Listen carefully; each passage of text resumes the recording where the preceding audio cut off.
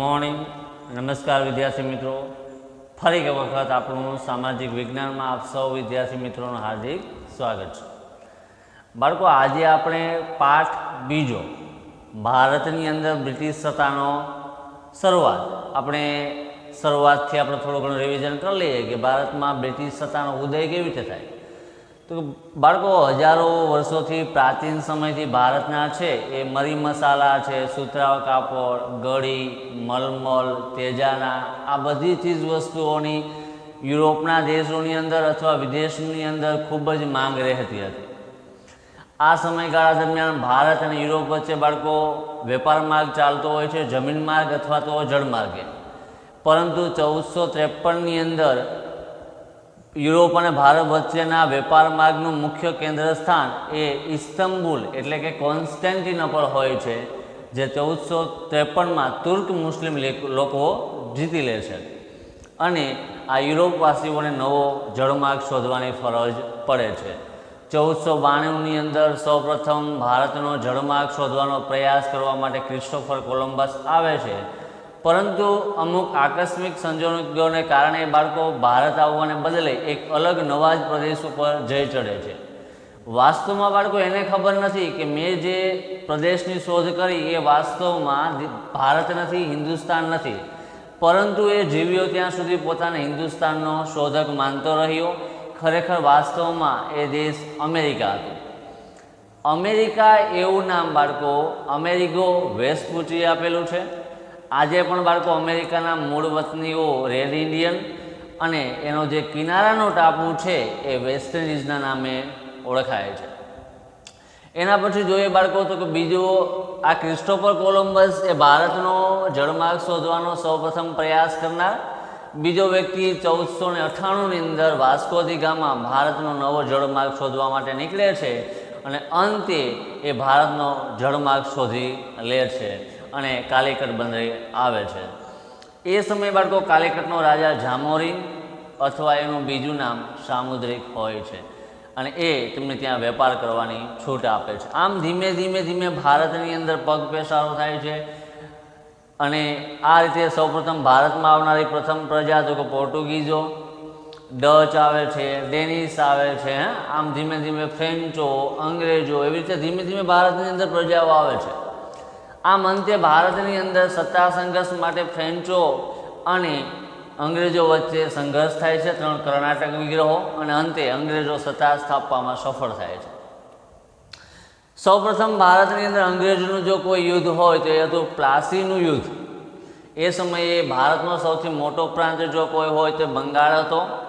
એ સમયે બંગાળનો નવાબ સિરાજ ઉદ્દૌલા હતો અને સિરાજ ઉદ્દૌલાનો સેનાપતિ એટલે કે મીર જાફર અને એના શેખ અમીચર અને અંગ્રેજોનો ગવર્નર અથવા અંગ્રેજનો સરસેનાપતિ રોબર્ટ ક્લાઇવ હતો. બાળકો, રોબર્ટ ક્લાઇવને ખબર જ હતી ભલે આપણી પાસે સૈન્ય શસ્ત્રબદ્ધ છે, તાલીમબદ્ધ છે, છતાં સિરાજ ઉદ્દૌલા સામે જીતવું અઘરું છે. એટલા માટે રોબર્ટ ક્લાઇવ છે એ મીર જાફરને શું આપે છે તો કે લાલચ આપે છે નવાબ બનાવવાની અને અંતે 1757નું યુદ્ધ એટલે કે પ્લાસીનું યુદ્ધ 23મી જૂન 1757ના રોજ યુદ્ધ થાય છે. પ્લાસીના મેદાનની અંદર પશ્ચિમ બંગાળથી મુર્શિદાબાદથી 38 કિલોમીટર દૂર આવેલું છે બાળકો. અંગ્રેજ ક્લાઇવ, રોબર્ટ ક્લાઇવ અને પ્લાસીના યુદ્ધમાં સિરાજ ઉદ્દૌલાના સેનાપતિ વચ્ચે યુદ્ધ થાય છે અને અંતે સિરાજ ઉદ્દૌલાની હાર થાય અને દગાથી એનું ખૂન કરવામાં આવે છે. સિરાજ ઉદ્દૌલા પછી મીર જાફરને શરત મુજબ, લાલચ મુજબ બંગાળનો નવાબ બનાવે છે. અમુક સમયો સુધી અંગ્રેજોએ મીર જાફર પાસે ખંડણીના નામે, કરના નામે ખૂબ જ પૈસા એકઠા કરે છે. થોડા સમય પછી મીર જાફર છે એ અંગ્રેજોના કહેવા મુજબ કાર્ય કરતો નથી, એટલે અંગ્રેજો મીર જાફરને પદભ્રષ્ટ કરી અને એનો જ જમાય મીર જાફરનો જમાય એટલે મીર કાસિમને બંગાળનો નવાબ બનાવે છે. બંગાળનો નવાબ મીર કાસિમ બન્યા પછી મીર કાસિમ એના કરતાં વધુ મહત્વાકાંક્ષી નીકળે છે, એટલે એને ફરીથી પદ ઉપરથી હટાવી અને ફરી મીર જાફરને બંગાળનો નવાબ બનાવે. આ સમયગાળા દરમિયાન બાળકો બંગાળનો શાહ આલમ અને અવધના નવાબની મદદ લે છે મીર કાસિમ અને ત્રણેયની સંયુક્ત સેના થઈ અને બીજું યુદ્ધ 1764ની અંદર બક્સરનું યુદ્ધ થાય છે. 22મી ઓક્ટોબર 1764ના રોજ બીજું યુદ્ધ થાય જેનું નામ છે બક્સરનું યુદ્ધ. બાળકો, પ્લાસીના યુદ્ધથી અંગ્રેજોને ભારતની અંદર કંપની સત્તાનો પાયો નખાયો અને 24 પરગણાની જાગીર મળે છે. જ્યારે 22મી ઓક્ટોબર 1764ના રોજ જે બક્સરનું યુદ્ધ થાય છે, આ બક્સરના યુદ્ધની અંદર અંગ્રેજોને બંગાળ, બિહાર અને ઓરિસ્સાની અંદર બાળકો આ જે બક્સરનું યુદ્ધ 22મી ઓક્ટોબર 1764ના રોજ થાય, આ યુદ્ધ પછી અંગ્રેજોને બંગાળ, બિહાર અને ઓરિસ્સામાં કઈ સત્તાઓ પ્રાપ્ત થાય? તો દીવાની સત્તાઓ પ્રાપ્ત થાય.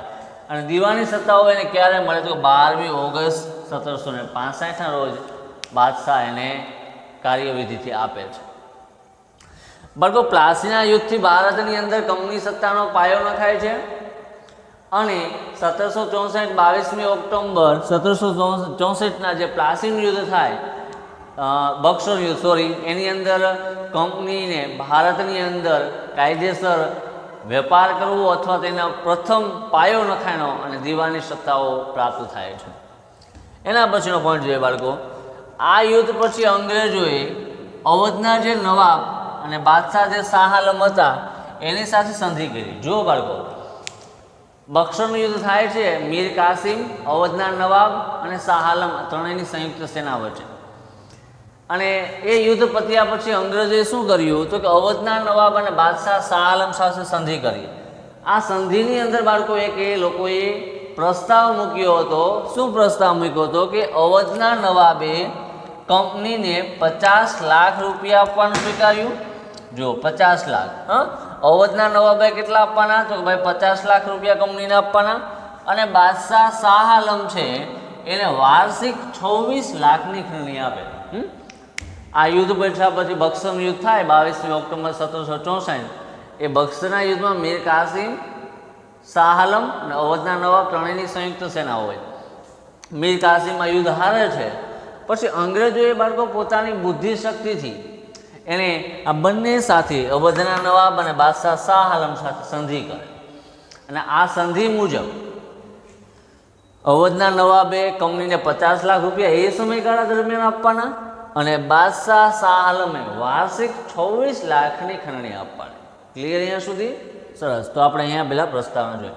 પહેલો અને મહત્વનો ટોપિક આપણો બાળકો આ આવશે કાયમી જમાબંધી. બાળકો, ભારતમાં બ્રિટિશ શાસન છે 1757થી 1857નો પ્રથમ સ્વાતંત્ર્ય સંગ્રામ થાય એ 100 વર્ષના સમયગાળા દરમિયાન બ્રિટિશ સરકાર ભારતની અંદર શાસન કરે છે.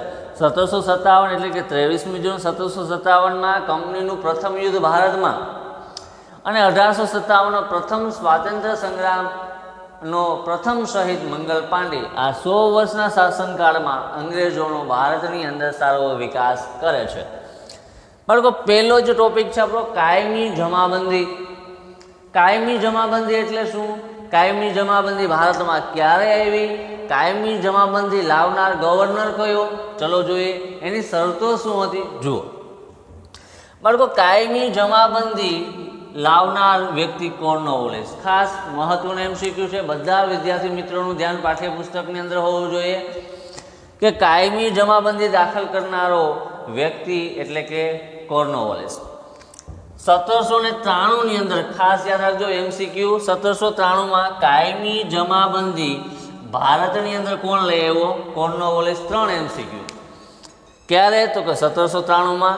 કઈ પદ્ધતિ? તો કાયમી જમાબંધી. કયો ગવર્નર લઈ આવ્યો? તો કે કોર્નવોલિસ. ક્લિયર અહીંયા સુધી? ઓકે, સરસ. આગળ બરાબર. કાયમી જમાબંધી ભારતમાં લાવનારો કોર્નવોલિસ. 1793ની અંદર આ કાયમી જમાબંધી એ ભારતની અંદર એની શરૂઆત કરવામાં આવે. હવે આ કાયમી જમાબંધી શું હતું એને સમજવું હોય તો એની 2 શરતો હતી. કઈ શરત? પહેલી જુઓ કે જમીનદારે જમીનના અને જમીન મહેસૂલના હક આપવામાં આવ્યા.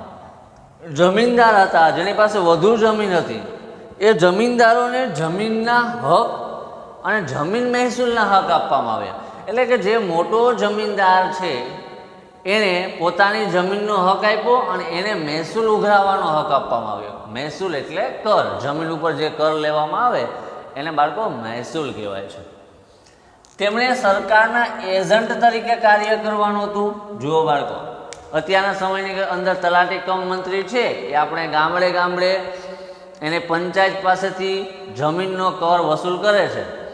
તો આ કાયમી જમાબંધીમાં પણ એવું જ કંઈક હતું કે ભાઈ જમીનદારને જમીનના અને જમીન મહેસૂલના હક આપવામાં આવ્યા અને જમીનદારે શું કાર્ય કરવાનું હતું તો કે ભાઈ એને સરકારનો એજન્ટ બની અને કાર્ય કરવાનું હતું. બીજી શરત મહત્વની, જમીનદારે શું કરવાનું કે ભાઈ જમીનદારે જે જમીનનું મહેસૂલ ઉઘરાવ્યું હોય ખેડૂતો પાસેથી એના 9 ભાગ, ખાસ એમસીક્યુમાં યાદ રાખજો, કેટલા ભાગ? 9 ભાગ સરકારને જમા કરાવવા અને જે 10મો ભાગ છે એ પોતાના મહેનતાણા તરીકે રાખવા. જુઓ, પહેલી શરત ખાસ જુઓ બાળકો કે જમીનદારને જમીનના અને જમીન મહેસૂલના હકો આપવામાં આવ્યા. આ જમીનદારે કયું કાર્ય કરવાનું તો કે ભાઈ સરકારના એજન્ટ તરીકે કામ કરવાનું. બીજી શરત કે ભાઈ જમીનદારે ખેડૂતો પાસેથી જે મહેસૂલ અથવા તો જે કર ઉઘરાવ્યો છે એ મહેસૂલ અને કરનો 9 ભાગ છે એ સરકારમાં જમા કરાવવાના અને જે 10મો ભાગ છે એને પોતાના મહેનત તરીકે રાખવાનો. ક્લિયર અહીંયા સુધી બધા બાળકોને? ઓકે, જુઓ આગળ બાળકો, આ કાયમી જમા પદ્ધતિ છે અથવા કાયમી જમાબંધી છે એ ખેડૂતોનું શોષણ થતું. કારણ કે ખેડૂતોએ બાળકો અમુક નિશ્ચિત કરેલું મહેસૂલ જમીનદારોને આપવું પડતું. જુઓ, આ કાયમી જમાબંધી કોર્નોવોલિસ લઈ આવ્યો એ કાયમી જમાબંધીની અંદર ખેડૂતોનું બાળકો ખૂબ શોષણ થતું. શું કામે શોષણ થતું? કારણ કે અમુક નિશ્ચિત કરેલી રકમ છે એ ફરજિયાતપણે જમીનદારોને આપવી પડતી અને આ જમીનદારો આ મહેસૂલના 9 ભાગ સરકારમાં જમા કરાવતો અને 10મો ભાગ છે પોતાના મહેનતાણા તરીકે રાખતો. બાળકો, જમીનદાર છે તેના ઉપર જુલમ કરી અને મહેસૂલ વસૂલ કરતો. જો જમીનદારે કયું કામ કરવું પડતું તો કે સરકારના એજન્ટ તરીકે. એટલે આ પદ્ધતિની અંદર ખેડૂતોનું શોષણ થતું કારણ કે એને નિશ્ચિત કરેલી રકમ સરકારને જમીનદારને મહેસૂલ તરીકે આપવી પડતી. જમીનદાર તેના ઉપર જુલમ કરી અને મહેસૂલ વસૂલ કરતો કોઈ પણ ભોગે. જો પાક નિષ્ફળ જાય બાળકો અથવા ઓછો થાય તો પણ ખેડૂતોએ પોતાનું મહેસૂલ સરકાર જમીનદારને આપવું પડતું અને જમીનદાર એના 9 ભાગ સરકારમાં જમા કરાવતો અને 10મો ભાગ છે પોતાના મહેનતાણા તરીકે રાખતો. આગળનો બાળકો, જમીનદાર દર વર્ષે નિશ્ચિત કરાર મુજબની રકમ સરકારમાં જમા કરાવવી પડતી. જે આ 9 ભાગ છે એ જમીનદારે દર વર્ષે જે નિશ્ચિત અમુક કરાર કર્યા હોય કે આટલી રકમ તમારે આપવાની એ જમીનદારે એ રકમ મહેસૂલ તરીકે સરકારમાં જમા કરવી પડતી. બાળકો, તેમ છતાં કાયમી જમાબંધી જમીનદારોની તરફદારી કરતી હતી. આગળનો પોઈન્ટ, જોકે શરૂઆતમાં બાળકો જમીનદારોએ થોડું સહન કરીને નક્કી કર્યા મુજબનું મહેસૂલ આપવું પડ્યું. જે મહેસૂલ ના ભરી શક્યા તેમની જમીન જપ્ત થઈ પણ પાછળથી જમીનદારો ખરીદવા લાગ્યા. જુઓ બાળકો, જોકે શરૂઆતમાં જમીનદારોએ થોડુંક સહન કરી અને નક્કી કર્યા મુજબનું મહેસૂલ સરકારને આપ્યું. પછી જે ખેડૂતો મહેસૂલ ન ભરી શકતા એની જમીનદારો છે એ જમીન જપ્ત કરી લેતા, એટલે કે લઈ લેતા. અને થોડા સમય પછી જમીનદારો છે ખેડૂતો પાસેથી જમીન ખરીદવા લાગ્યા. સરકારને ખેડૂતના વિકાસમાં રસ ન હતો, જેને કારણે બાળકો પરિણામે બંગાળનો ખેડૂતના ઘણા વિદ્રોહ થયા ને આમ અંતે બાળકો બંગાળ છે એ અન્ન ભંડાર તરીકે ઓળખાતું એ બંગાળ કંગાળ બન્યું. આ પદ્ધતિની અંદર ખેડૂતોને પાયમાલ કરી દેવામાં આવ્યા. શું કામે? કે અંગ્રેજોએ પોતાના સ્વાર્થ ખાતા. તો વિદ્યાર્થી મિત્રો, આજના આપણા લેક્ચરની અંદર ભારતમાં બ્રિટિશ શાસન 1757 થી 1857ની અંદર આપણે સૌપ્રથમ પ્લાસીનું યુદ્ધ 23મી જૂન 1757 વિશે થોડીક માહિતી મેળવી. બક્સરનું યુદ્ધ 22મી ઓક્ટોબર 1764 એના વિશે માહિતી મેળવી. ત્યાર પછી પહેલી પદ્ધતિ કાયમી જમાબંધી તો કે કોર્નવોલિસે દાખલ કરી 1793ની અંદર. આ પદ્ધતિની મુખ્ય બે શરતો હતી. જમીનદારને જમીનના અને જમીન મહેસૂલના હક આપવામાં આવતા. જમીનદારે સરકારના એજન્ટ તરીકે કાર્ય કરવું પડતું. જમીનદારે બાળકો જમીન મહેસૂલના 9 ભાગ સરકારને જમા કરાવવા પડતા અને 10મો ભાગ પોતાના મહેનતાણા તરીકે રાખવો પડતો. શોર્ટમાં માહિતી, આ પદ્ધતિમાં બાળકો ખેડૂતોનું ખૂબ શોષણ થતું, કારણ કે તેને નિશ્ચિત કરેલું મહેસૂલ જમીનદારને આપવું પડતું. જમીનદારો તેના પર ખૂબ જુલમ કરતા અને કોઈ પણ ભોગે વસૂલ કરતા. જમીનદારે દર વર્ષે નિશ્ચિત કરાર મુજબની રકમ પણ સરકારને જમા કરાવવી પડતી, એટલે કે અંગ્રેજોને આપવી પડતી. થોડા સમય માટે કાયમી જમીનદારી છતાં પણ આ કાયમી જમાબંધી અંગ્રેજોની એટલે આ જમીનદારોની તરફેણ કરતી. શરૂઆતના ગાળામાં જમીનદારોએ થોડું સહન કરી અને નક્કી કર્યા મુજબની રકમ મહેસૂલ આપ્યું અને થોડા સમય પછી જે ખેડૂત મહેસૂલ ન ભરી શકે જમીન જપ્ત કરવામાં આવતી. ધીરે ધીરે આ જમીન છે એ જમીનદારો ખરીદવા લાગ્યા. બાળકો, સરકારને ખેડૂતના વિકાસમાં કોઈ રસ ન હતો, એટલે ઘણા બધા ખેડૂત વિદ્રોહ થયા. અંતે બાળકો અન્ન ભંડાર તરીકે ઓળખાતું બંગાળ એ કંગાળ થયું, ખેડૂત વર્ગ પાયમાલ થયો. તો વિદ્યાર્થી મિત્રો, આજનું આપણું આ લેક્ચર પૂર્ણ કરીએ. આજનું તમારું હોમવર્ક ખાસ ફેરબુકની અંદર જેટલું મેં બોર્ડ વર્ક કર્યું એટલું તમારે ફેરબુકની અંદર એક વખત લખી લેવાનું છે. Thank you. હવે પછીનું છે આવતા નેક્સ્ટ લેક્ચરમાં આપણે અભ્યાસ કરીશું.